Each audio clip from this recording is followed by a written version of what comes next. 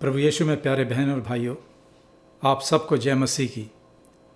और मैं उम्मीद करता हूँ कि खुदा उनके फजल से आप सब खैरियत से होंगे और प्रभु का शुक्र करें कि उसने हमें एक और समय दिया, एक नया दिन का दान दिया कि हम उसके पास आएँ और उसके पवित्र और मधुर वचन को सुनें। तो मैं आप सबका इस स्टडी में वेलकम करता हूँ, स्वागत करता हूँ और उम्मीद करता हूँ कि इस स्टडी से हम और परमेश्वर के बारे में जान सकेंगे। जैसा कि आपको मालूम है कि इन दिनों हम प्रभु के 10 वचनों 10 कमेंडमेंट्स पर अपना ध्यान फोकस कर रहे हैं और पिछले हफ्ते हमने परमेश्वर की चौथी आज्ञा 4th कमेंडमेंट के बारे में सुना और आज हमारी 5वीं आज्ञा के बारे में हम इस पर विचार करेंगे। तो इससे पहले कि हम आज की स्टडी शुरू करें, आइए प्रार्थना के लिए अपने सरों को झुकाएं। धन्यवाद देते हैं परमेश्वर आपका कि आपने हमको एक नई ज़िंदगी का दान दिया, एक नया समय दिया खुदावंद के आपके पास आएँ और आपके पास आते हैं हमारे उद्धारकर्ता प्रभु यीशु मसीह के ज़रिए और आपका शुक्र करते हैं खुदावंद कि आपने हमको एक नया समय दिया कि हम प्रभु आपके वचन, आपके पवित्र बाइबल में जो आपने हमें शिक्षाएं दी हैं खुदावंद, उस पर अपना ध्यान केंद्रित करें। आपसे विनती है खुदावंद कि आप हमें अकल का दान दें, हमारी समझ को खोलें, ताकि प्रभु हम आपके वचन को पढ़ने वाले नहीं बल्कि अपनी ज़िंदगियों में उतार के खुदावंद इतनी हिम्मत दें कि हम दूसरों को प्रभु यीशु मसीह के बारे में बता सकें। प्रभु जी, तमाम विश्वासियों के लिए दुआ करते हैं जिनका ईमान आप पर है खुदावंद, उन सब के ज़रिए आपके नाम की महिमा हो। तमाम जहान में खुदावंद जहाँ कहीं भी आपके लोग हैं, आप उनके साथ हों, उनके विश्वास को बढ़ाएं। प्रभु जी, आपसे प्रार्थना है कि जितने लोग इस स्टडी को सुनते हैं खुदावंद, आप उनको अकल का दान दें ताकि खुदावंद वो भी आपके बारे में दूसरों को बताने के काबिल बन सकें। प्रभु जी, अपनी गलतियों के लिए क्षमा चाहते हैं और ये प्रार्थना मांगते अपना उद्धारकर्ता प्रभु यीशु मसीह के नाम से, आमीन। बहनों और भाइयों, जैसा कि मैंने बताया कि आज हम परमेश्वर की 5वीं आज्ञा पर गौर करेंगे, 5th कमेंडमेंट्स पर। और आज का जो ये आज्ञा है, ये महज माता पिता या बच्चों पर आधारित नहीं है, बल्कि ये शिक्षा हमें बताती है कि हमारा रिलेशन और हमारे ऊपर जो अधिकार रखते हैं उनसे हमारा कैसा व्यवहार होना चाहिए, कैसा रिलेशन होना चाहिए। तो आज की जो आज्ञा है वो ये नहीं है कि सिर्फ बच्चों के लिए तो है ही, मगर ये हम सब बड़ों के लिए, खासकर तमाम विश्वासियों के लिए। तो परमेश्वर 5वीं आज्ञा में हमसे क्या चाहते हैं, ये आज का हमारा प्रश्न है। और इससे पहले कि हम स्टडी में आगे बढ़ें, मैं 5वीं आज्ञा आपके सामने पढ़ता हूँ, जो कि निर्गमन, एक्सोडस चैप्टर 20 वर्स 12, निर्गमन चैप्टर अध्याय 20 आयत 12 मैं आपके सामने पढ़ता हूँ। और आज्ञा है, तू अपने पिता और अपनी माता का आदर करना, जिससे जो देश तेरा परमेश्वर यहोवा तुझे देता है उसमें तू बहुत दिन तक रहने पाए। तो 5वीं आज्ञा में परमेश्वर हमें क्या बताना चाहते हैं? परमेश्वर चाहते हैं कि मैं अपने माता पिता और जो मेरे ऊपर अधिकार रखते हैं, अथॉरिटी हैं, सबको पूरा सम्मान, प्रेम और विश्वास योग्यता प्रदान करूं। उनकी सही शिक्षा और सुधार को अपनी आज्ञाकारिता से उन्हें समर्पित करूं और धैर्य से उनकी कमजोरी और दुर्बलता को समझूं, कमजोरियों को समझूं, क्योंकि परमेश्वर उनके द्वारा हम पर शासन, प्रभुता करने में खुश होते हैं। तो यहाँ हम 3-4 बातें देखेंगे जो कि जैसे जैसे हम आगे बढ़ेंगे, जैसा कि मैंने आपको बताया कि ये आज्ञा परमेश्वर दाता कि तू अपने माता पिता का आदर कर, और उसके बाद दूसरा, जो हमारे पर अधिकार रखते हैं यानी कि गवर्नमेंट, उनका पूरा सम्मान, प्रेम और अपनी योग्यता, विश्वास योग्यता से उनकी सेवा करूं। फिर आता है टीचर, शिक्षक लोगों के लिए कि उनकी सही तालीम, शिक्षा और उन जो हमारे सुधार के लिए वो बात करते हैं उसको बड़े आज्ञाकारिता से अपने आप को और बड़े हलीमी से, धैर्य से, पेशेंस से समझूं, क्योंकि परमेश्वर उन लोगों के द्वारा जो इनका जिक्र मैंने किया है उन पर परमेश्वर हम पर प्रभुता करते हैं, शासन करते हैं, और वो इस बात से खुश होते हैं। तो जैसे जैसे हम आगे बढ़ेंगे मैं आपको और ये बातें बताता चला जाऊंगा, मगर इस बात को ध्यान रखिएगा कि आज की जो 5वीं आज्ञा है वो बच्चों के लिए तो है ही, मगर वो दूसरे लोग, हम बड़े लोगों के लिए भी है। तो प्रभु यीशु में प्यारे बहन और भाइयों, प्रभु मैं एक बार फिर आपको सलाम करता हूं। और जैसा कि आपको मालूम है कि हम आजकल परमेश्वर द्वारा दी गई 10 आज्ञाओं पर अपना ध्यान फोकस कर रहे हैं, केंद्रित कर रहे हैं। और आज हम 5वीं आज्ञा यानी 5th कमेंडमेंट पर विचार करेंगे। और जो जैसे कि मैंने पवित्र बाइबल में से पढ़ी, 5वीं आज्ञा हमें सिखाती है कि तू अपने पिता और अपनी माता का आदर कर। Honour your father and your mother. अजीज़ों, इस आज्ञा में परमेश्वर ये हुक्म देते हैं कि तू अपने पिता और अपनी माता का आदर करना, जिससे जो देश तेरा परमेश्वर यहोवा तुझे देता है तू उसमें बहुत दिन रहने पाए। 5वीं आज्ञा हमें सिखाती है कि अपने पिता और माता का आदर करना, उनका ऑनर करना, उनका सम्मान करना। और ये काम यानी ये काज है, ये हिंज एक हुक्म है। काज से मतलब कि ये पहली 4 और आखिरी 5 आज्ञाओं को जोड़ता है। प्रभु यीशु के मानने वाले, उसके फॉलोवर्स के लिए माता पिता का सम्मान करना, उनका आदर करना परमेश्वर का सम्मान करने के बराबर है। परमेश्वर का सम्मान, ऑनर करने से प्रभावित होता है। और जब हम अपने माता पिता का आदर करेंगे तो हम अपने पड़ोसी का भी आदर करेंगे, जिनसे हम बातचीत करते हैं उनका आदर करेंगे, बड़े छोटों की रिस्पेक्ट करेंगे, एक दूसरे को सम्मान देंगे।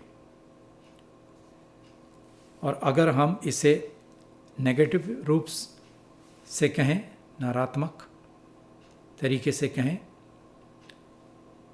तो घर या परिवार में इसकी प्रॉपर ट्रेनिंग यानी सही तालीम, अनुशासन या कोई दूसरे उदाहरण एग्जाम्पल्स ना हो तो क्या होगा? छठी आज्ञा आ जाएगी, जिसमें क्या है? हिंसा। सातवीं आज्ञा आ जाएगी, व्यभिचार। आठवीं आज्ञा आ जाएगी, चोरी नहीं करनी। और आठवीं आज्ञा आ जाएगी, झूठ बोलना, छल करना। तथा 9वीं और 10वीं आज्ञा डिसकंटेनमेंट, असंतोष, और जिसका नतीजा होगा दुख पूरे परिवार के लिए। कि अगर हम आज्ञा नहीं मानेंगे, मैं आपको ब्रीफ में बताऊं जो मैंने बोली हैं बातें, कि अगर हम अपने माता पिता का आदर नहीं करेंगे, घर में कोई डिसिप्लिन नहीं होगा, तो दूसरी और हुक्म को हम तोड़ रहे हैं। क्योंकि घर में माता पिता ने बच्चों को प्रॉपर ट्रेनिंग नहीं दी, या हो सकता है कि माता पिता में को कमियां हों। तो इसका उदाहरण मैंने आपको दिया कि फिर उस घर में डिसिप्लिन नहीं होगा, अनुशासन की कमी होगी। और जब अनुशासन की कमी होगी तो छठी आज्ञा भी अपने आप ही आ जाएगी, जिसमें वो कहते हैं कि हिंसा। फिर व्यभिचार, 7वीं आज्ञा। 8वीं आज्ञा आ जाएगी, 9वीं आज्ञा आ जाएगी, 10वीं आ जाएगी। यानी कि हिंसा आ जाएगी, व्यभिचार आ जाएगा, चोरी आ जाएगा, झूठ बोलना आ जाएगा, छल आ जाएगा, और डिसकंटेनमेंट यानी कि असंतोष। तो 5वीं आज्ञा को हमें बड़े हल्के में नहीं लेना, बल्कि अगर हम 5वीं आज्ञा को ऑनर के रूप में लेंगे, एक दूसरे की इज्जत करेंगे, सम्मान करेंगे, तो उसका रिजल्ट शांति होगा, सुकून होगा उस परिवार के लिए, ऐसे परिवार के लिए। अजीजों, 5वीं आज्ञा में परमेश्वर चाहते हैं कि हम अपने माता पिता और हमारे ऊपर जो अधिकार रखते हैं, जो अथॉरिटी है, जो गवर्नमेंट है, या जहाँ हम काम करते हैं, या स्कूल में हम बच्चे पढ़ते हैं तो टीचर वहाँ अथॉरिटी होते हैं, या हम जिस राज्य में रहते हैं वहाँ की सरकार हमारे पर अधिकार है, अथॉरिटी है। कलीसिया में, चर्च में,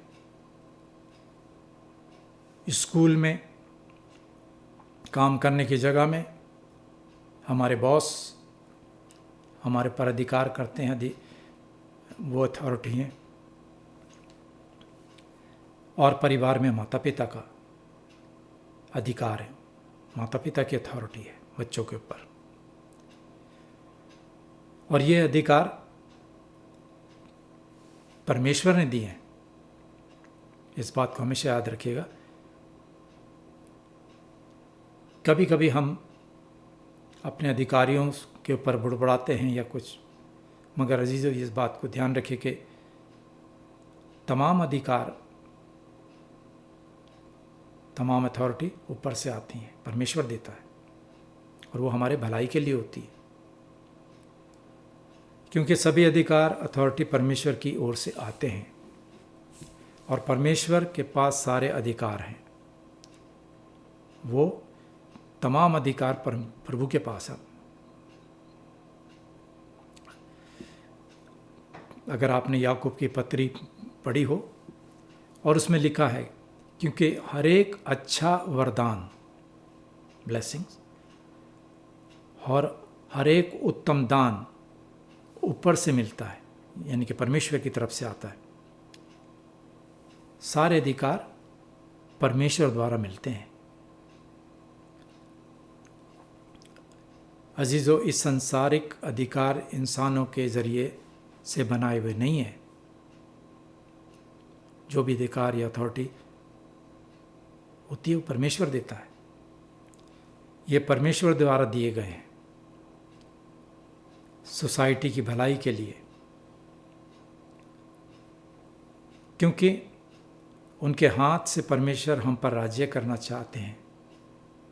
वो उनको चुनता है और इन अधिकारियों का सम्मान आदर कहाँ से शुरू होता है? हमारे घरों से। हमारे माता पिता जब बताते हैं कि वो हमारे अधिकारी हैं, हमें उनकी इज्जत करनी, तो ये कहाँ से शुरू होता है? हमारे अपने घरों से। बच्चों के साथ परमेश्वर की कृपा से माता पिता के प्रति सम्मान, प्रेम और विश्वास दिखाते हुए। Excuse me.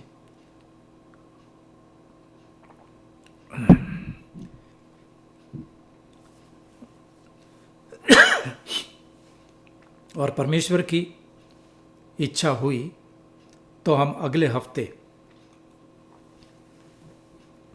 ये बातें, अपने घरों की बातें करने की उम्मीद रखते हैं।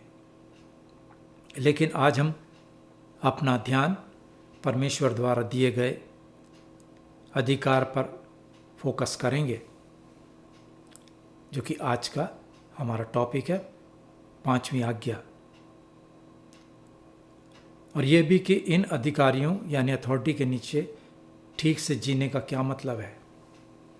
गवर्नमेंट के या जो जो अधिकार परमेश्वर ने जिन जिन लोगों को दिए, उनके नीचे हमें किस तरह से काम करना है, क्योंकि सभी अधिकार परमेश्वर के ज़रिए से आते हैं। इस बात को हमेशा याद रखिएगा, और परमेश्वर द्वारा दिए जाते हैं। परमेश्वर सोसाइटी यानी समाज में रिश्तों को बनाने के लिए अधिकार देते हैं, और ये समाज की व्यवस्था और भलाई के लिए है। अधिकार, अथॉरिटी को परमेश्वर हमारी आज़ादी की रक्षा करने का अधिकार देते हैं, जो गवर्नमेंट है, ताकि हम परमेश्वर की ओर से अपने पड़ोसी की सही सेवा कर सकें। इसमें 3 क्वालिफिकेशन यानी कि 3 क्वालिफिकेशन, 3 योग्यता आती हैं। पहला, जहाँ ना अधिकार है, ना कानून है और ना व्यवस्था है, वहाँ क्या होगा? वहाँ पे अनुशासन नहीं होगा। वहाँ सब अपनी मनमानी करेंगे। ध्यान दीजिएगा, पुराने नियम में न्यायों यानी कि जजेस, उसका 21वां अध्याय पर गौर करें तो हमें मालूम होता है कि परमेश्वर की लोग इस्राएल के बारे में हमें पता चलता है। और इसकी आखिरी आयत हमें बताती है, और लिखा, उन दिनों में इस्राएलियों का कोई राजा ना था, जिसको जो ठीक जान पड़ता था वही वो करता था। इसे कहते हैं एनार्की, अराजकता। ये आज़ादी नहीं है। जिसको अगर अथॉरिटी नहीं होगी तो हर एक कोई, वहाँ डिसिप्लिन नहीं होगा, हर एक कोई अपनी मनमानी करेगा। एक तरह का जंगल राज जिसको कहते हैं, वहाँ पे वो स्थापित होगा। दूसरा, जब मनुष्य को लगता है कि अधिकार, अथॉरिटी परमेश्वर की तरफ से नहीं है, तो वह उस अधिकार को पूर्ण यानी कि पूरा समझता है और इसका नतीजा होता है बुरा बर्ताव, बुरा सलूक। तो जहाँ अधिकार या अथॉरिटी नहीं होगी वहाँ पर इनडिसिप्लिन होगा और तब जो वो राज्य है वो क्या है, वो एक अपने आप को देवता या परमेश्वर बन जाता है, या पति जो अपने आप को परमेश्वर समझने लगता है और तब परमेश्वर की सेवा में अपने अधिकार का इस्तेमाल नहीं करता। इसे सत्तावादी राज्य कहा जाता है। ये आज़ादी नहीं है, वहाँ पे आज़ादी नहीं है। और तीसरा, क्योंकि कोई बड़ा है, कोई मजबूत है, कोई होशियार है और कोई अपने आप को बेहतर समझता है, पर वहाँ पर एक अधिकारी होने के लायक नहीं है। हर एक कोई अपने आप को समझता कि मैं बड़ा हूँ, मैं स्ट्रांग हूँ, ताकतवर हूँ, मैं बहुत होशियार हूँ। हर एक कोई अपने आप को बेहतर समझता और वहाँ पर कोई अथॉरिटी नहीं है। अगर हम इस तर्क का पालन करते हैं तो इसका मतलब है कि आपका बेटा यानी हमारा बेटा जब वो हमसे बड़ा या होशियार हो जाता है तो उसका आप पर या हम पर अधिकार हो जाता है। जब बेटा बड़ा हो जाता है, जहाँ पे डिसिप्लिन नहीं होता तो बेटा वहाँ पे बड़ा हो जाता है और वो अपने आप को होशियार समझता है, क्योंकि बचपन से उसको सही तालीम नहीं मिली थी। वो सब जो हम पर अधिकार रखते हैं, all those in authority over अस।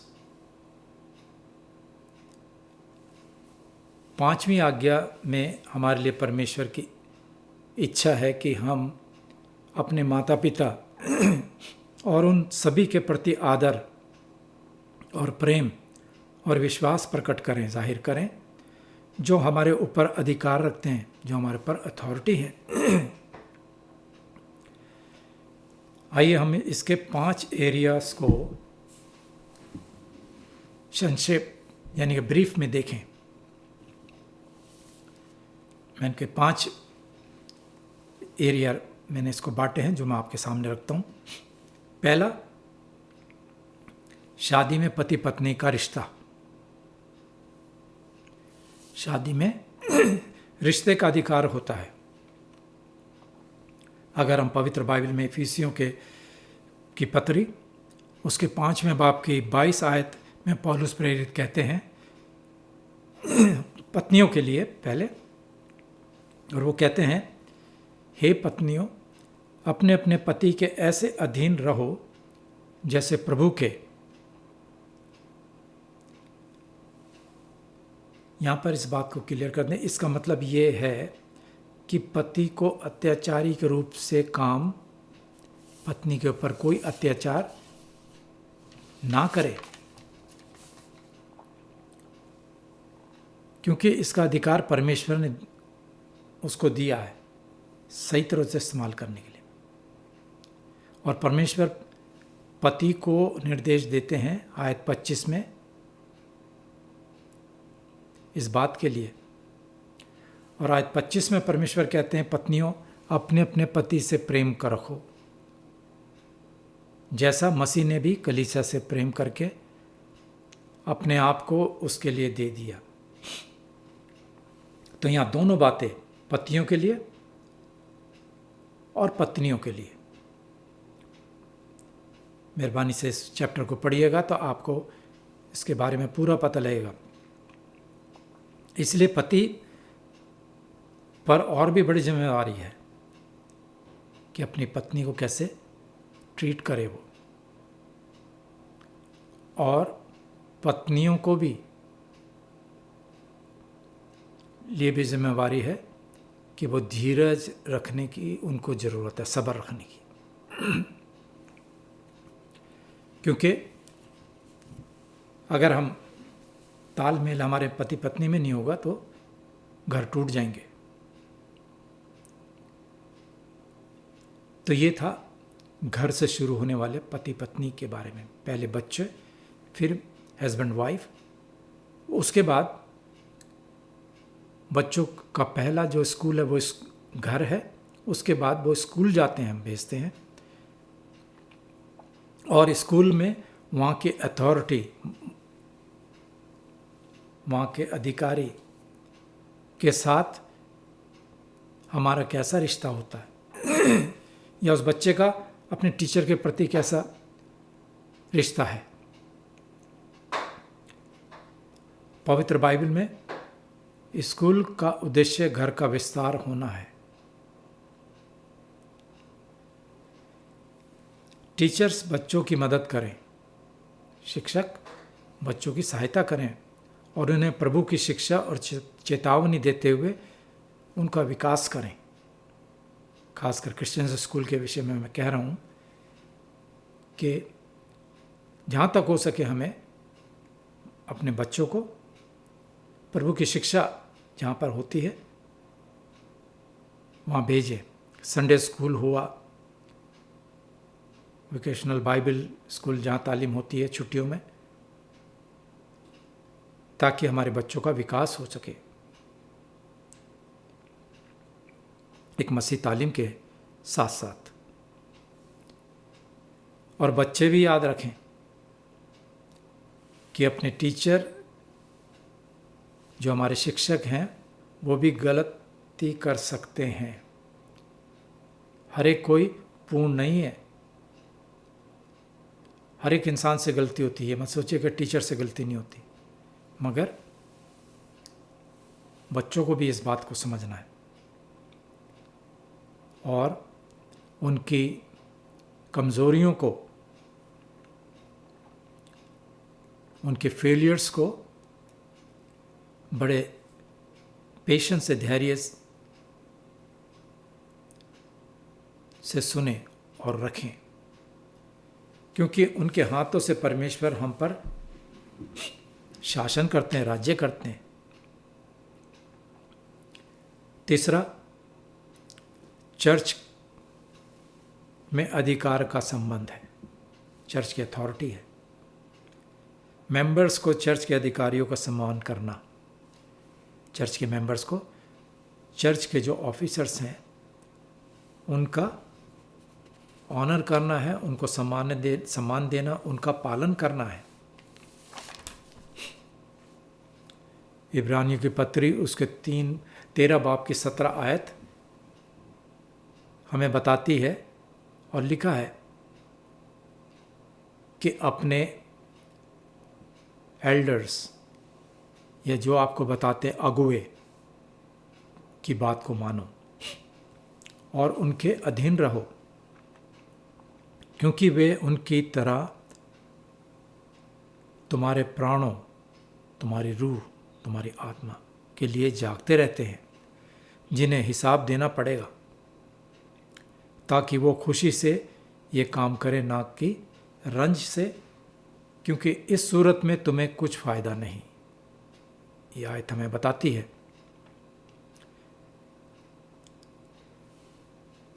क्योंकि पासबानों को प्रभु यीशु ने अपने चर्च के को दिए हैं, जो परमेश्वर की शिक्षा देते हैं, तालीम देते हैं। इसलिए ये एक अधिकार है, एक अथॉरिटी है। लेकिन पासबान और चर्च के दूसरे अधिकारी इसे कलीसिया पर अपना हुक्म नहीं चलाएं, हुक्म नहीं चला सकते। कलीसिया को परमेश्वर ने दिया है, जिसे प्रभु यीशु ने अपने खून से खरीदा था। पतरस की पहली पत्री उसके 5 बाब की 2 और 3 आयत में हम पढ़ते हैं, ये पासबानों और दूसरे अधिकारियों के विषय में बताती है। और लिखा है कि परमेश्वर के उस झुंड की जो तुम्हारे बीच में है रखवाली करो, और ये दबाव से नहीं परंतु परमेश्वर की इच्छा के अनुसार खुशी से और नीच कमाई के लिए नहीं, पर मन लगाकर। तो परमेश्वर की सेवा जो कांग्रीगेशन उस पास्टर को दी गई है, वो उसकी सेवा, उसकी रखवाली करे, किसी कंपल्शन से नहीं, दबाव से नहीं, परंतु परमेश्वर की इच्छा और खुशी से और मन लगाकर कलीसिया की सेवा करे। और जो लोग उनको सौंपे गए हैं उन पर अधिकार नहीं जताना, वरन झुंड यानी मेंबर्स के लिए आदर्श बनो, एक नमूना बनो। ये पासबानों के लिए। अब हम आते हैं अपने चौथे पॉइंट पर। परमेश्वर सरकार को भी अधिकार देते हैं, गवर्नमेंट को। पवित्र बाइबल बताती है, पहले पतरस उसके 2 अध्याय की 17 आयत में, कि सब का आदर करो, भाइयों से प्रेम रखो, परमेश्वर से डरो और राजा का सम्मान करो, ऑनर करो।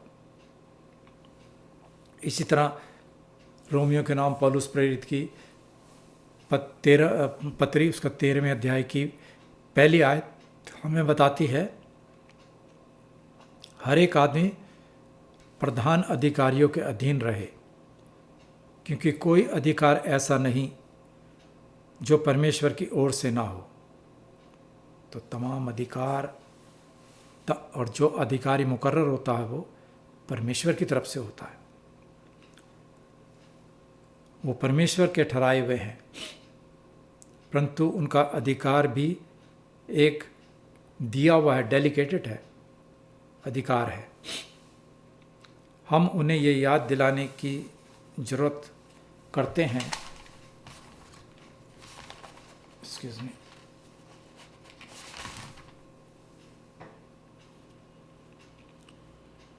अगर हम अपना ध्यान पुराने नियम में डैनियल की किताब उसके 6 अध्याय पर ले जाएं, तो याद करें डैनियल ने क्या किया। जब राजा दारा ने ये आदेश दिया कि 30 दिन तक जो कोई राजा के सिवा और परमेश्वर से, किसी दूसरे परमेश्वर से प्रार्थना करेगा तो वो शेर की मान में डाल दिया जाएगा।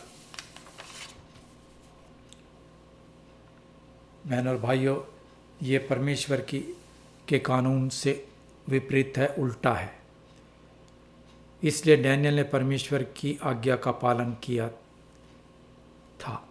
उसने गवर्नमेंट की बात नहीं मानी, बल्कि राजा की बात नहीं मानी, बल्कि उसने परमेश्वर की आज्ञा का पालन किया।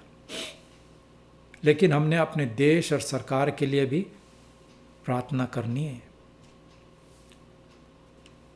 ताकि वे अपने देशवासियों और कर्मचारियों के साथ अच्छा व्यवहार करें और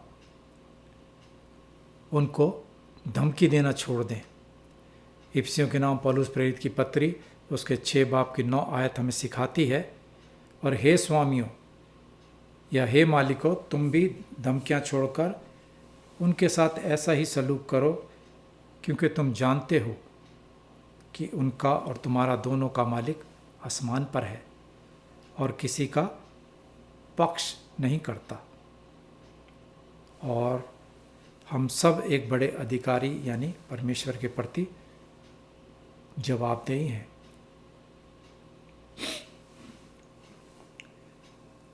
और धैर्य से उनकी कमजोरी और दुर्बलताओं को समझो, क्योंकि परमेश्वर उनके जरिए हम पर शासन करने में खुश होते हैं। हम सब एक परम अधिकार के अधीन हैं, इस बात को याद रखें। सवाल यह कि किसके, क्या प्रभु यीशु मसीह के या सरकार के? उत्तर है प्रभु यीशु मसीह के। उसका सारा अधिकार है। सरकार, चर्च, परिवार, स्कूल, हमारे काम करने की जगह, सब पर परमेश्वर का अधिकार है। अब प्रश्न कठिन है, खासकर इन दिनों में जब सरकार और मसीह के बीच एक संघर्ष चल रहा है, एक लड़ाई चल रही है, शैतान और परमेश्वर के लोगों के बीच। और ये सरकार या मसीह यानी परमेश्वर के वचन के पालन करने का मामला है। मगर अजीजों, प्रभु यीशु मसीह ने मत्ती की इंजील उसके 22वें बाब की 21 आयत में जब उससे पूछा गया टैक्स के बारे में कि किसको दें, तो प्रभु यीशु मसीह ने उनको साफ जवाब दिया। 21 आयत में हम पढ़ते हैं, इसलिए जो केसर का है वो केसर को दो, और जो परमेश्वर का है वो परमेश्वर को दो। तो हमें जो अब हमारी जिम्मेवारी है, एक्सक्यूज मी, हमारी जिम्मेवारी है वो परमेश्वर के प्रति पहले है, उसके बाद गवर्नमेंट। तो जो ड्यू हमें रिस्पेक्ट अपने गवर्नमेंट को देनी है वो हमें अपनी गवर्नमेंट को देनी है, जो परमेश्वर को देना वो परमेश्वर को देना है। तो आज का हमारा यही वचन है कि हमें जो अधिकार परमेश्वर ने दिए हैं उसका कैसे इस्तेमाल करना है। जो अधिकारी हमारे ऊपर हैं उनको कैसे हमने उनकी सम्मान करना है, उनको ऑनर करना है। और ये ट्रेनिंग बहनों और भाइयों घर से शुरू होती है। मैं फिर आज की 5वीं आज्ञा पे आता हूँ कि सम्मान, इज्जत कराना, बच्चों को बताना, ये हमारे घर की तालीम है। उसके बाद स्कूल होता है। तो ये ट्रेनिंग घर से शुरू होती है, बच्चों के पालन पोषण के साथ, कि उनकी परवरिश हम कैसे करते हैं, उनको हम कैसे शिक्षा देते हैं। और सबसे बड़ी परमेश्वर की शिक्षा और उपदेश में उनका पालन पोषण करना है। उनको प्रभु यीशु मसीह के विषय में बताना, प्रभु यीशु मसीह के बारे में बताना है, परमेश्वर की शिक्षा के बारे में बताना है। तभी हम एक अच्छे देश के अच्छे नागरिक बन सकते हैं और परमेश्वर की हम सिताइश कर सकते हैं। हमारे बातचीत, हमारे व्यवहार से दूसरों लोग जाने कि ये प्रभु यीशु मसीह के मानने वाले हैं। हमें सबके साथ मेल मिलाप, बड़े छोटे की इज्जत रखनी है।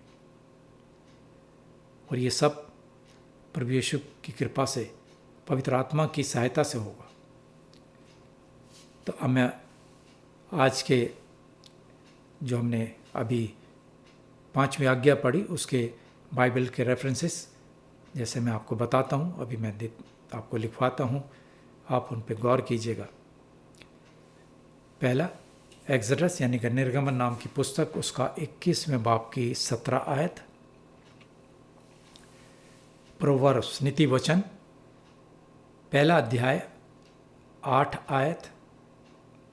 नीति वचन 4 अध्याय की पहली आयत। रोमियो के नाम पौलुस प्रेरित की पत्री, उसका 13 अध्याय और पहली 2 आयत, 1 और 2। इफिसियों के नाम पौलुस प्रेरित की पत्री, उसका 5वां अध्याय और 21 और 22 आयत। इफिसियों के नाम पौलुस प्रेरित की पत्री, उसका 6 अध्याय की 1 से 9 आयत। कुलुसियों के नाम पौलुस प्रेरित की पत्री, उसका 3 अध्याय और उसके 18 आयत और 4 अध्याय की 1 आयत। पत्रस की पहली पत्री, उसका 2 अध्याय की 18 आयत और मत्ती रचित सुसमाचार, उसका 22 अध्याय की 21 आयत। तो इन आयतों पे आप गौर कीजिएगा तो आपको अधिकार, अथॉरिटी और आज के 5वें हुक्म के विषय में मालूम होगा। तो आइए हम प्रार्थना करें। प्रभु, आपका धन्यवाद देते हैं और विनती करते हैं खुदावंद कि आप हम पर रहम करें, हम सब के परिवारों पर आपकी आशीष रहे खुदावंद। आने वाला सप्ताह हम सब के लिए शांति से भरा हो। अपनी गलतियों के लिए माफ़ी मांगते हैं और ये प्रार्थना मांगते हैं अपने उद्धारकर्ता प्रभु यीशु मसीह के नाम से, आमीन।